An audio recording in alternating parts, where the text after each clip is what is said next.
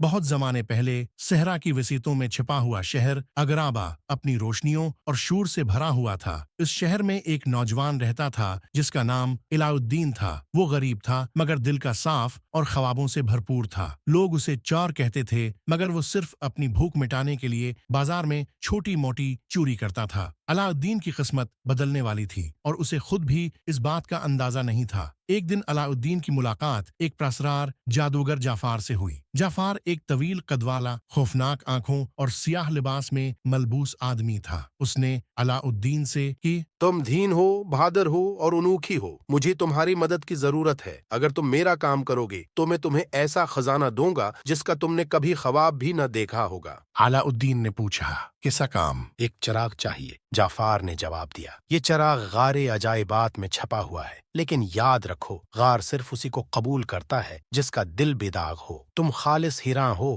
علاء الدین کو شک تو ہوا مگر دولت کی لالچ میں اس نے حامی بھر لی۔ جعفر اسی صحرا کے درمیان لے گیا جہاں چاندنی رات میں ریت کے اندر ایک غار ظاہر ہوا جس کا دروازہ شیر کی شکل کا تھا۔ ید رکھنا، جعفر نے خبردار کیا، چراغ کے علاوہ کچھ نہ چھونا۔ علاء الدین غار کے اندر داخل ہوا تو وہ حیرت زدہ رہ گیا۔ چاروں طرف سونا، جواہرات اور انمول خزانی چمک رہی تھی مگر علاء الدین نے جعفر کی بات یاد رکھی۔ وہ سیدھا ایک چبوتری تک پہنچا جہاں ایک پرانا چراغ رکھا ہوا تھا۔ جیسے ہی اس نے چراغ اٹھایا، غار ہلنے لگا اور ایک گرجدار آواز آئی، تم نے خزانے کو چھیڑا ہے، اب غار بند ہوگا۔ علاء الدین بھاگا مگر راستے میں زمین کانپنے لگی اور چٹانیں گرنے لگیں۔ وہ بمشکل غار کی منہ تک پہنچا مگر تب تک دروازہ بند ہو چکا تھا۔ علاء الدین اندھیری میں پہنچ گیا تھا اور اس کے پاس صرف وہی چراغ تھا۔ مایوس ہو کر اس نے چراغ کو رگڑا تو اچانک نیلی دھوئیں کا ایک بادل نکلا۔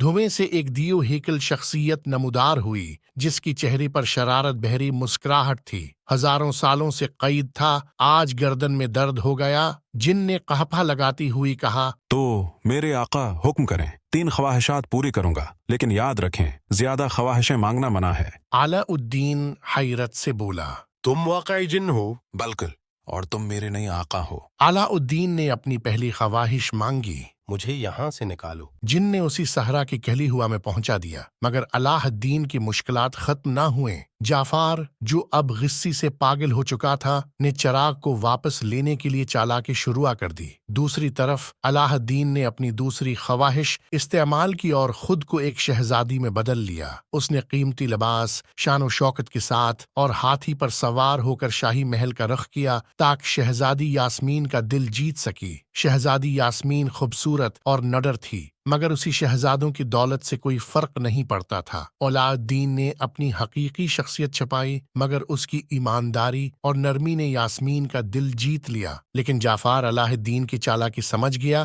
اور چراغ کو چرانے میں کامیاب ہو گیا۔ جعفر نے پہلی خواہش میں خود کو اگرابا کا سلطان بنا لیا اور دوسری خواہش میں دنیا کا سب سے طاقتور جادوگر۔ علاء الدین جو اپنی شاہی شناخت کا ہو چکا تھا نے ہار ماننے سے انکار کر دیا۔ اس نے اگرابا کے لوگوں کو جعفر کے خلاف اکٹھا کیا۔ یہ شہر ہمارا ہے اور کوئی جادو ہماری ہمت کو نہیں چھین سکتا۔ عوام علاء الدین کے پیغام سے متاثر ہو کر محل پر چڑھا دوڑی۔ علاء الدین نے جعفر کا سامنا کیا جو اب ناقابل شکست لگ رہا تھا۔ تم صرف ایک عام لڑکی ہو جعفر نے حقارت سے کہا، اور تم ایک بزدل ہو۔ علاء الدین نے جواب دیا، جو صرف چوری کی ہوئی طاقت پر انحصار کرتا ہے۔ علاء الدین نے اپنی عقل کا استعمال کرتے ہوئے جعفر کو دھوکہ دیا۔ اس نے جعفر کو قائل کیا کہ اگر وہ ایک جن بن جائے تو وہ ہمیشہ کے لیے ناقابل شکست ہوگا۔ جعفر نے اپنی آخری خواہش کی، مجھے سب سے طاقتور جن بنا دو۔ مگر جیسی ہی اس کی خواہش پوری ہوئی وہ اپنی لالچ کا شکار ہو گیا۔